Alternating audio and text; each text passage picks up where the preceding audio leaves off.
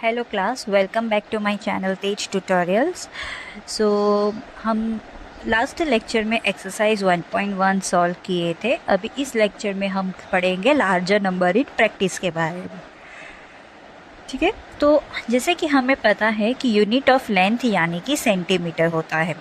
तो हम अगर पेंसिल की लेंथ मापनी होगी या तो फिर इस बॉल पेन की लेंथ मापनी होगी या कोई भी बुक की विड्थ मापनी होगी तो हम उसको सेंटीमीटर में मापते हैं। लेकिन अगर हमें measuring thickness of a pencil, अगर पेंसिल की थिकनेस की कितनी पतली है कितनी जाड़ी है तो वो हम सेंटीमीटर से माप नहीं सकते हैं, क्योंकि सेंटीमीटर उसके लिए बहुत ही बड़ा यूनिट हो जाता है। इसीलिए हम वहाँ पे यूज़ करते हैं मिलीमीटर यानी कि एम।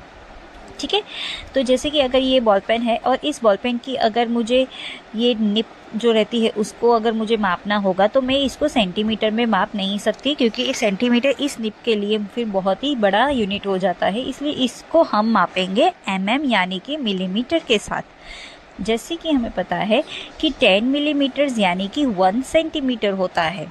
ठीक है, तो अगर 1 सेंटीमीटर मतलब कितना मिलीमीटर, 10 मिलीमीटर होता है। तो 1 मीटर माने कितना सेंटीमीटर, 1 मीटर यानी कि 100 सेंटीमीटर होता है। तो अगर 1 मीटर को मुझे मिलीमीटर में लाना होगा तो 1 मीटर को मिलीमीटर में लाने के लिए 100 को मल्टीप्लाई बाय 10 करेंगे। क्यों 10 करेंगे? क्योंकि 1 सेंटीमीटर मतलब कि 10 मिलीमीटर होता है।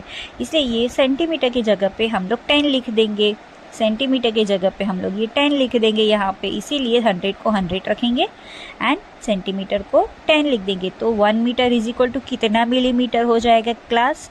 1000 मिलीमीटर हो जाएगा। ठीक है, now to measure the distances between cities we need kilometres.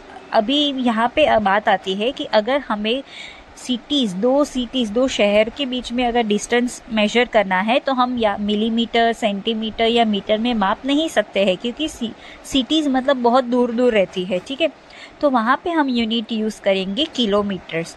ठीक है, और उसको डिनोट किया जाता है km से। तो 1 किलोमीटर यानी कि कितना मीटर होता है? 1000 मीटर्स होता है। Okay class, so 1 kilometre is equal to कितना मिलीमीटर होगा? तो 1000 को 1000 लिखेंगे और मीटर की जगह पे क्या लिखेंगे? 1000 मिलीमीटर। क्यों? क्योंकि 1 मीटर यानी कि 1000 मिलीमीटर है। इसीलिए इस मीटर की जगह पे हमने कंसीडर 1 मीटर लिखा है, कंसीडर यहाँ पे 1 मीटर किया है, इसीलिए ये 1 मीटर की जगह पे 1000 मिलीमीटर।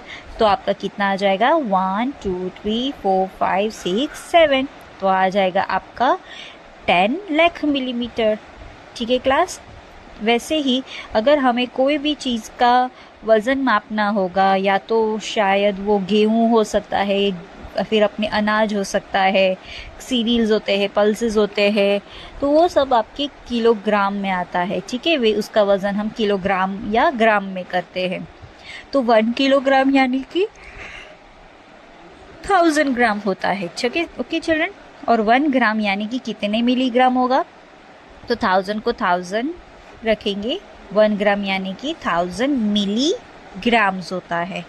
ओके चिल्ड्रन, अभी अगर हमें कोई भी लिक्विड का मेजर करना होगा यूनिट, तो वहाँ पे ये यूनिट यूज़ किया जाता है लीटर एंड मिलीलीटर। जैसे कि अगर दूध है, हमारा पानी है, मिल्क है, वाटर, मिल्क या कोई भी जूस रहेगा, ठीक है, तो ये सब हम जो भी लिक्विड फॉर्म में रहेगा उसको अगर हमें मापना होगा तो वहाँ पे हम मेजर करेंगे यूनिट कौन सा? Yes, litre and millilitre. So 1 litre यानी कि 1000 मिलीलीटर होता है। ठीक है, सो यहाँ पे डिफ्रेंशिएट देखो कैसे होता है। Kilo is the greatest, milli is the smallest. तो जहाँ जहाँ पे किलो होगा मतलब कि वो बड़ी वैल्यू होगी, और मिली मतलब कि एकदम छोटी वैल्यू आती है। किलो यानी कि 1000 टाइम्स ग्रेटर होता है, मतलब जहाँ पे भी किलो होगा वहाँ पे कुछ ना कुछ 1000 टाइम्स ग्रेटर होगा। जैसे कि देखो यहाँ पे किलो है, 1000 के साथ मल्टीप्लाई हुआ, यहाँ पे भी किलो है तो उसको भी 1000 के साथ मल्टीप्लाई हो गया। ठीक है, सो जहाँ जहाँ पे किलो होगा वो 1000 टाइम्स ग्रेटर वैल्यू होगी, और जहाँ जहाँ पे भी मिली होगा इट मीन्स कि वो आपका 1000 टाइम्स स्मॉलर वैल्यू होगी। ओके क्लास, सो 1 किलोग्राम यानी कि कितने ग्राम होगा? 1000 ग्राम्स, और 1 ग्राम यानी कि कितने मिलीग्राम होगा, 1000 मिलीग्राम। 1 किलोग्राम मतलब 1000 टाइम्स ग्राम होगा, ये बढ़कर वैल्यू आएगी, और 1 ग्राम मतलब 1000 टाइम्स घटकर वैल्यू आएगी मिलीग्राम के लिए।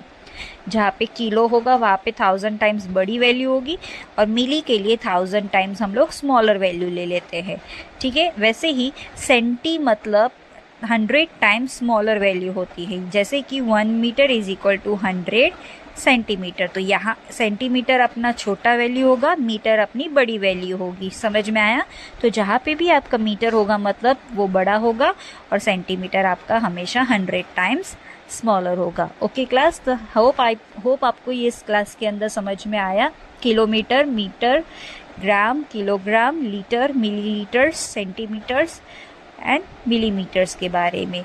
ओके क्लास, तो अभी इस चैनल तेज ट्यूटोरियल को आप सब्सक्राइब करिए, शेयर करिए, लाइक करिए एंड कमेंट प्लीज़ करिएगा, और आप सब के ब्लेसिंग्स और आप सबका साथ इस चैनल के साथ हमेशा बनाए रखिएगा। Thank you for watching.